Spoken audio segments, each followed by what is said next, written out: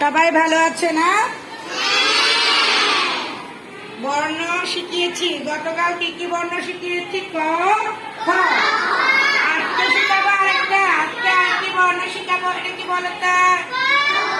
এটা কি? একজনে বলবে এটা কি? গ। এটা কি? গ। গ কি বর্ণ? খুব ভালো, ব্যঞ্জন বর্ণ। আচ্ছা বলো তো, গ দিয়ে কি হয়? গাছ হয়। গ দিয়ে কি হয়?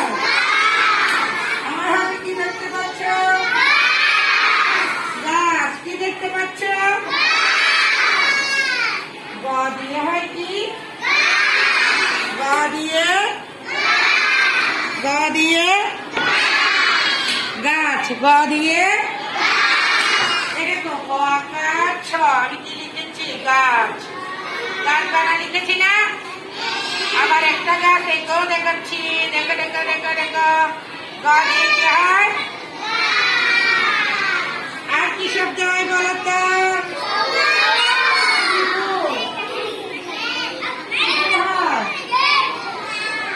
এটা কি ফুল? গ দিয়ে কি ফুল হয়? গোলাপ ফুল।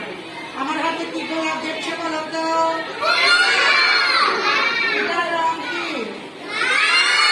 লাল গোলাপ না? তাহলে গ দিয়ে কি হয়?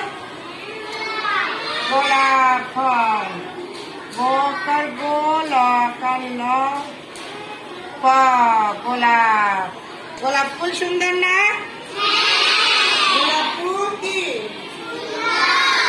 সুন্দর। আমরা একটা গোলাপ আঁকি না? আমরা কি আঁকি? একটা গোলাপ ফুল আঁকি না? তাহলে গ দিয়ে গাছ। গ দিয়ে গোলাপ। গ দিয়ে গাছ। গ দিয়ে গোলাপ। আরো অনেক কিছু হয়। গ দিয়ে কি হয়? গ দিয়ে কি হয়? গোলাপ। গ দিয়ে কি হয়? আর কি হয়? গাছ। হ্যাঁ তুমি বলো তো, গ দিয়ে কি হয়? গোলাপ। বলো গোলাপ। গোলাপ।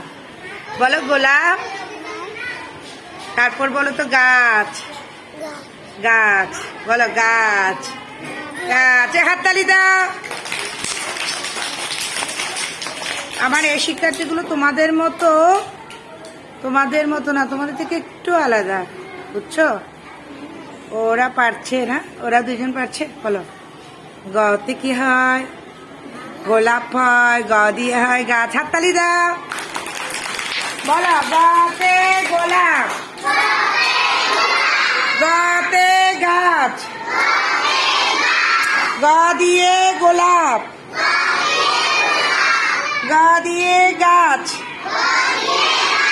আরো অনেক কিছু হয়, কিন্তু আমরা দুটো শব্দ শিখেছি। একটা কি? গোলাপ। আর কি? গাছ না? গাছ আর গোলাপ দুটি শব্দ শিখেছি না? বলো গ দিয়ে গোলাপ। গ দিয়ে গাছ।